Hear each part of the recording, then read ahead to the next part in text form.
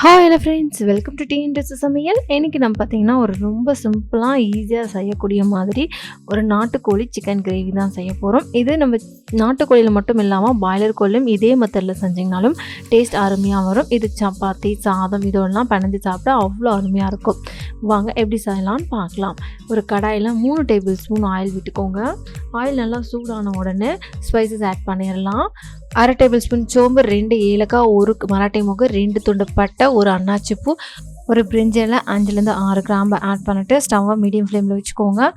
Spices கருகக்கூடாது. இப்போ ஒரு 30லேருந்து 35 சின்ன வெங்காயம் நல்லா தொலி உரித்து ஆட் பண்ணிக்கோங்க. இதுக்கு பதிலாக நீங்கள் பெரிய வெங்காயம் 2 ஆட் பண்ணிக்கலாம். கட் பண்ணிவிட்டு இந்த மாதிரி நல்லா டிரான்ஸ்பரண்ட்டாக வந்த உடனே இஞ்சி பூண்டு பேஸ்ட் ஆட் பண்ணிக்கலாம். இஞ்சி பூண்டு பேஸ்ட் பார்த்திங்கன்னா 1 டேபிள் ஸ்பூன் ஆட் பண்ணிக்கோங்க. இஞ்சியும் பூண்டும் சம அளவு எடுத்து அரைச்சி ஆட் பண்ணிக்கோங்க. அப்போ தான் 2க்கான டேஸ்ட் அருமையாக இருக்கும். ஸ்டவ்வை மீடியம் ஃப்ளேமில் வச்சுக்கோங்க. இஞ்சி பூண்டு பச்சை வாசனை போகிற அளவுக்கு நல்லா வணக்கி விட்டுக்கோங்க. ஒரு கொத்து கருவேப்பிலை ஆட் பண்ணிக்கோங்க. ஆட் பண்ணிட்டு அதையும் நல்லா கிளறி விட்டுக்கோங்க. மீடியம் சைஸில் 2 தக்காளி எடுத்துக்கோங்க. அதையும் கட் பண்ணி ஆட் பண்ணிக்கோங்க. தக்காளி நல்லா கொலைய வெந்து வரணும், அந்த அளவுக்கு நம்ம வணக்கி எடுத்துக்கணும். நல்லா வணங்கிட்ட அப்புறம் சிக்கன் ஆட் பண்ணிக்கலாம். தக்காளி நல்லா வணங்கிடுச்சு. இப்போ நம்ம சிக்கன் ஆட் பண்ணிக்கலாம். இன்றைக்கி பார்த்திங்கன்னா 3/4 கிலோ நாட்டுக்கோழி ஆட் பண்ணியிருக்கோம். இதுக்கு பதிலாக நீங்கள் பாய்லர் கோழி கூட ஆட் பண்ணிக்கலாம்.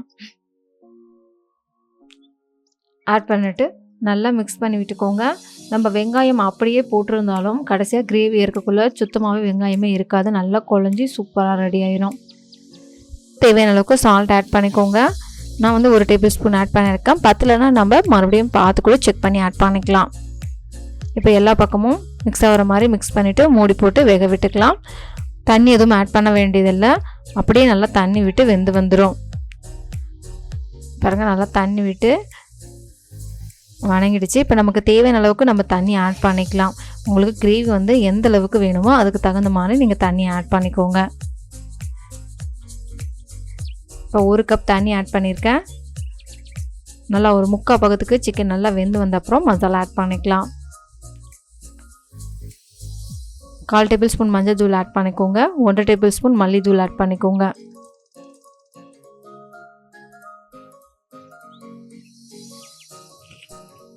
ஒரு tablespoon garam masala add பண்ணிக்கோங்க.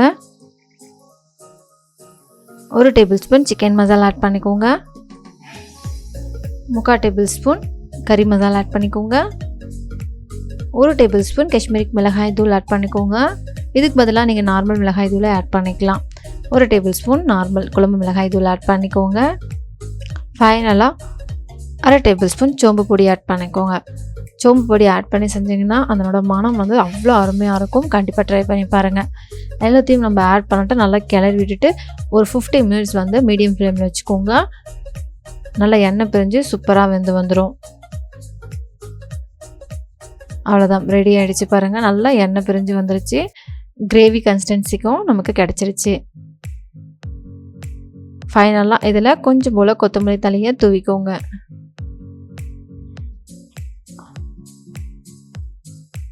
தூவிட்டு நல்லா கிளறி விட்டுக்கோங்க.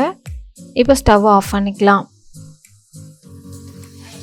இதுவே நீங்கள் குக்கரில் செய்கிறதா இருந்தால் சிக்கன் ஆட் பண்ணிவிட்டு உப்பு ஆட் பண்ணோம் இல்லைங்களா, அப்போவே மசாலாலாம் ஆட் பண்ணிவிட்டு தண்ணி ஆட் பண்ணிவிட்டு 3லேருந்து 4 விசில் விட்டு இறக்கிக்கோங்க. அவ்வளோதான், ரெடி ஆகிடுச்சு. ஒரு சூப்பரான ஈஸியான சிக்கன் கிரேவி. சப்பாத்திக்கு தொட்டு சாப்பிடவும் சரி, சாதத்தோட பிணைஞ்சு சாப்பிடவும் சரி, அவ்வளோ அருமையாக இருக்கும். கண்டிப்பாக ட்ரை பண்ணி பாருங்கள். டேஸ்ட் எப்படி வந்திருக்குன்னு கமெண்ட் ஷேர் பண்ணுங்கள். நம்மளோட வீடியோ உங்களுக்கு பிடிச்சிருந்தால் லைக் பண்ணுங்கள், ஷேர் பண்ணுங்கள், கமெண்ட் பண்ணுங்கள். நம்மளோட சேனல் நீங்கள் சப்ஸ்கிரைப் பண்ணலாம், சப்ஸ்கிரைப் பண்ணி வச்சுக்கோங்க. சைடில் பெல் பட்டனை கிளிக் பண்ணி ஆல் என்ற ஆப்ஷனையும் சேவ் பண்ணி வச்சுக்கோங்க. அப்போ தான் நம்ம ஒவ்வொரு வீடியோவுமே உங்களுக்கு நோட்டிஃபிகேஷனாக வரும். தேங்க்யூ ஃபார் வாட்சிங் அண்ட் பாய்.